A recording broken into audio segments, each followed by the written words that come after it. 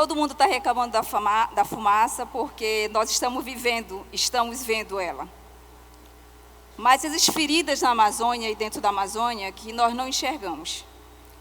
E muitos dos amazônidas acham que o resto do Brasil enxergam eles da forma que eu estou aqui. Porque existem feridas abertas que nós precisamos ver. E do lado de cá, nós como Amazonas temos a responsabilidade de educar o Brasil sobre a Amazônia. E quando eu fui convidada para estar aqui nesse palco, eu disse, é a oportunidade que eu tenho de dar voz aos invisibilizados da Amazônia. Então, muito da apresentação que eu irei fazer aqui está pautada na minha vivência e tudo que eu aprendi e que faço hoje pelas comunidades.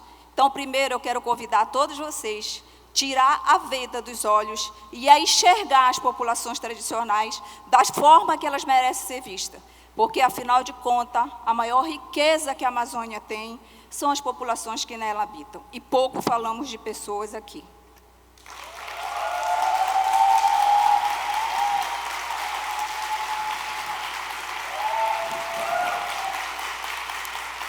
E quando a gente fala de invisibilidade, as pessoas falam, como assim?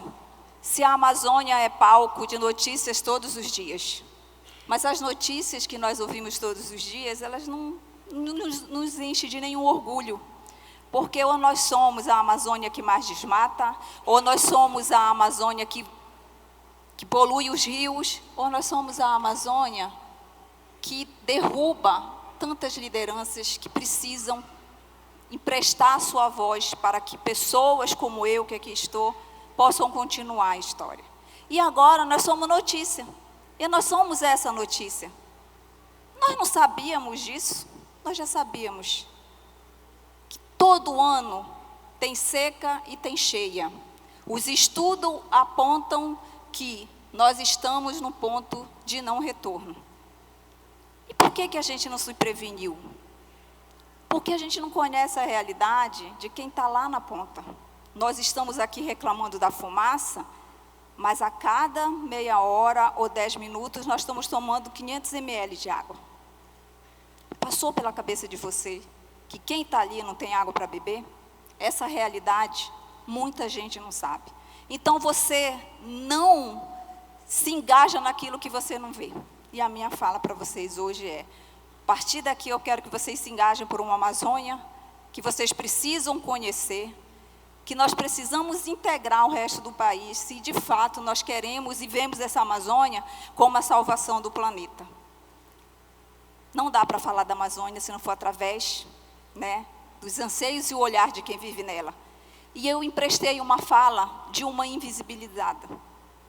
Essa fala eu ouvi semana passada da Pedrinha, liderança comunitária do Rio Negro, ela não é a única pessoa que fala sobre isso. Que se, para você, a Amazônia é uma causa, para nós, ela é a nossa casa. E a nossa casa está fragilizada. A nossa casa precisa de um alicerce mais forte. A nossa casa precisa de um telhado mais seguro. E quando a gente fala de fragilidade, você olha para uma comunidade dessa, você está enxergando o poste de energia ou um poço de água? Essas são as feridas que a gente não reivindica, que a gente não legisla a favor, porque a gente não sabe. E quando ela fala que isso é a nossa casa, eu tenho que falar do meu território. Eu vim de uma comunidade quilombola, Murumuru, a 40 minutos de Santarém, no Pará, e esse é o meu lugar. E quando eu olho para o meu lugar, eu carrego em mim toda a ancestralidade daqueles que vieram antes de mim. Porque meus pais e os meus avós foram escravizados. E até hoje nós não sabemos de onde eles vieram. Mas eu acredito que eles não queriam que nós soubéssemos. Porque talvez para eles a história era triste demais para que a gente pudesse escrever no livro. Porque para eles o importante era o que ia acontecer daqui para frente. E nesse território onde eu cresci, eu aprendi cedo o senso da responsabilidade. Porque aos 5 anos, acreditem, eu era responsável pela comida da família. Porque ao contrário do que muita gente acha, ter muitos filhos na comunidade não é porque os pais não fazem planejamento familiar. Isso é mão de obra, porque são muitas atividades para fazer. Alguém tem que te pescar, o outro tem que tirar o açaí, o outro tem que ir para a roça, o outro tem que cuidar das galinhas, o outro tem que ir buscar água. Então, desde cedo, a gente aprende o senso da responsabilidade. E nos tempos atuais, talvez diz assim, mas isso não é exploração infantil? Naquela época era ensinamento. E meu pai, uma pessoa que estudou até a 3ª série, ele sempre dizia, se vocês quiserem ser alguém na vida, vocês precisam estudar. Eu tive muitas descobertas morando nessa comunidade, até o tempo que me foi permitido. E a descoberta mais interessante foi aos 7 anos de idade. Acreditem, eu descobri na escola que eu me chamava Valcleia. Porque meu avô foi escravizado. E quando ele foi me visitar, eu nasci branca. E ele falou, nasceu a patroa de vocês. Então, até os 7 anos, eu me conhecia como patroa. Mas garanto para vocês, não sou patroa até hoje, tá?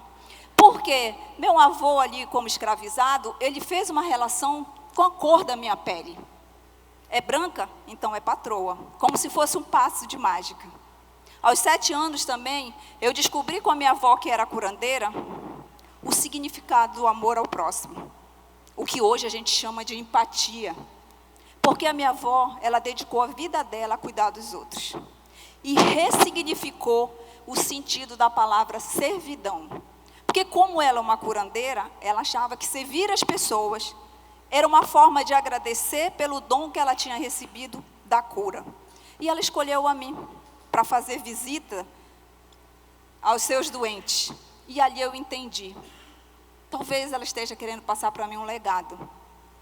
E aos 7 anos de idade, essas 2 descobertas marcaram muito a minha vida. Só que aos 10 anos, não tinha mais escola para mim, porque só era até a 4ª série. E aí aconteceu o baque mais difícil da minha vida. Foi ter que largar meus pais, largar meus irmãos. E a minha história, porque eu precisei ir em busca de educação. Porque sem isso, meu pai dizia que a gente não ia ser nada. Porque nós já estávamos condenados pela cor da nossa pele. E vocês sabem que negro precisa provar 2 vezes de que ele é capaz. Porque, infelizmente, as pessoas nos julgam pela cor da nossa pele ou pelo nosso cabelo. Então, essa foi a dura realidade, porque eu larguei o meu lugar, minha família, meu território, e eu tive que morar com estranhos.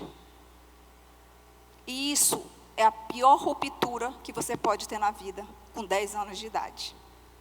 Mas isso fez de mim ser resiliente, porque eu sempre lembrava do que meu pai falava. Para você ser alguém, tem que estudar. E eu persisti e insisti na educação. Aos 14 anos, minha mãe foi embora, eu tive que cuidar dos meus 2 irmãos mais novos. Aos 15, eu engravidei. Aos 18, eu terminei o ensino médio. E quando eu engravidei, eu levei meu filho para a escola, porque eu não queria deixar de estudar. Mas eu não estava completa, porque eu fiz contabilidade. Eu ia fazer contabilidade para quem? Então, eu tomei a decisão de fazer a escola agrotécnica. Quando eu resolvi ir para a escola agrotécnica, meus irmãos brincavam comigo e diziam assim, para que você vai estudar? Para trabalhar, se do mato você já veio. Quem disse para eles que eu não queria continuar vivendo na comunidade? E eu fui. E no ano que eu me formei, eu perdi o meu pai. Meu pai morreu para o câncer. Foi desafiador. E nos anos seguintes, eu e minhas irmãs tivemos que lavar para fora, cozinhar, fazer mais diversos serviços domésticos para a gente se manter. E nessa época, eu descobri o que é a dor da fome. Porque quando você está no seu território, você tem à sua disposição o rio e pega o peixe que você quiser. Você tem a floresta e você tem um monte de coisa ao seu dispor. Mas quando você está na cidade, ou você tem dinheiro, ou você não tem comida. E tudo isso foi fazendo com que me fortalecesse.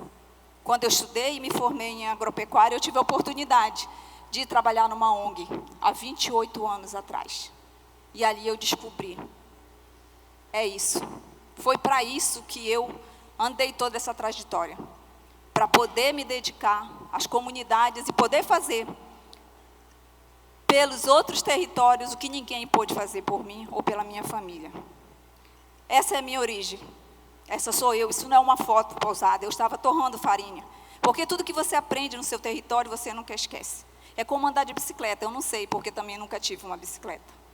E essa é a Valcleia que abre oportunidade que é a superintendente da FAS, que ocupa um lugar como esse, não para falar em nome de si, mas para falar em nome daqueles que, assim como eu, não têm oportunidade de estar aqui. Essa é a realidade amazônica. Eu escolhi estar, subir, descer escada e servir, porque eu aprendi com a minha avó o significado de servidão. Enfrentar longas distâncias, que esse estado é muito grande e é muito desafiador. Mas eu ainda encontro famílias que ainda vivem na lamparina, e isso eu vivia 54 anos atrás. Essa é uma ferida aberta que a gente precisa resolver. Que dignidade tem uma família que mora no território de não ter uma água gelada para beber, de poder não conservar o alimento? Isso a gente precisa pensar sobre. E aí eu resolvi que eu ia me dedicar a não só carregar o legado dos meus pais, mas também levar o conhecimento para outras pessoas, dizer o quanto é importante o valor da terra, porque nós aprendemos lá atrás que a gente precisa ser professor, precisa ser médico, enfermeiro, porque ser agricultor parece ser um demérito. E essa é a forma como nossos pais enxergam as coisas. Incentivar os mais jovens, incentivar as crianças de que é importante o território, de que é importante você manter a sua origem. E ser igual. Essa é a avó Cléia que chega na comunidade, que conversa com as pessoas, que é igual a essas pessoas, que veio desse lugar. E que é importante dizer, não importa o lugar que você chegue, nem o cargo que você ocupe, ele não pode ser maior do que a sua história, não pode ser maior do que você é. E veio a pandemia, foi difícil, e nós fomos acionados para estar lá, para as comunidades, pelas comunidades. E eu fui para o fronte, fui para a FAS, trabalhei todos os dias, recebendo medicamentos, equipamento, distribuindo. E chegou o dia mais difícil de eu receber uma ligação de um filho de uma comunitária, dizendo: Dona Val, eu preciso de oxigênio para minha mãe. E é uma pessoa que eu sentava na mesa e conversava com ela. Era como se fosse alguém da minha família. E eu fui para lá. Eu consegui o oxigênio. Mas Dona Raimunda se foi 2 dias depois. E ali gerou uma frustração. Só que a Dona Raimunda não será invisibilizada, porque a Dona Raimunda, ela tem história. Foi a primeira professora da comunidade. Foi a primeira fundadora de um time de futebol chamado Guarani. E quando se chegava na casa da Dona Raimunda, que ela se apresentava, ela dizia: eu sou Raimunda Saracá, a melhor que há. E eu sinto falta disso hoje quando eu chego lá. E eu senti uma impotência diante de uma situação como essa. Chegou a seca. E eu fui para o fronte. Porque não adianta você ficar olhando de longe o problema. Você precisa fazer parte da solução. Isso foi semana passada. De trator. E eu tive um encontro do passado com o presente recentemente. Eu sempre vou de férias para a minha comunidade. E sempre eu vou em janeiro, que é quando a gente tem férias coletivas. Em 2019, eu fui no mês de setembro, e a escola estava aberta. E eu resolvi visitar a escola, que eu estudei, Nossa Senhora da Guia, escola afrodescendente. E ali eu tive um encontro que foi difícil. Mas eu senti o significado daquilo que ele queria dizer. Quero apresentar para vocês meu pai, Mário Lima, do nome da Biblioteca Afrodescendente. Ele que estudou até 3ª série e que queria ver os seus filhos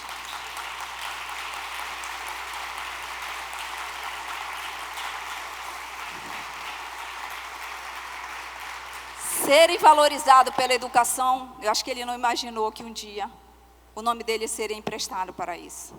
Eu entendi naquela hora e falei para ele: o senhor fez um ótimo trabalho. Pena que não deu tempo de o senhor ver o sonho realizado. E o legado continua. Porque quando você se propõe a ser útil, como a minha avó foi, quando você descobre que você tem um legado, você tem que ouvir e saber o que as pessoas sentem.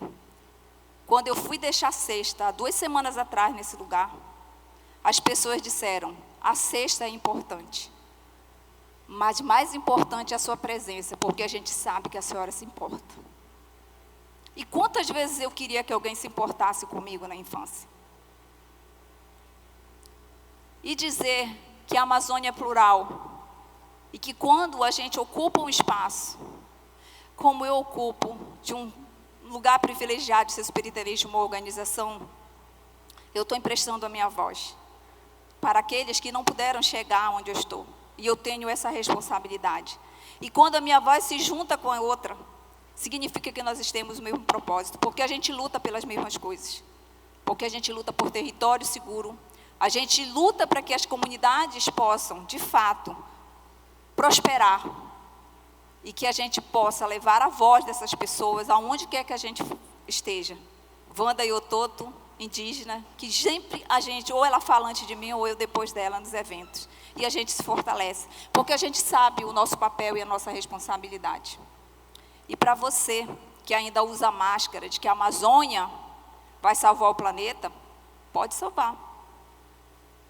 De que a Amazônia é que vai fazer com que, de fato, a gente freie as fumaças.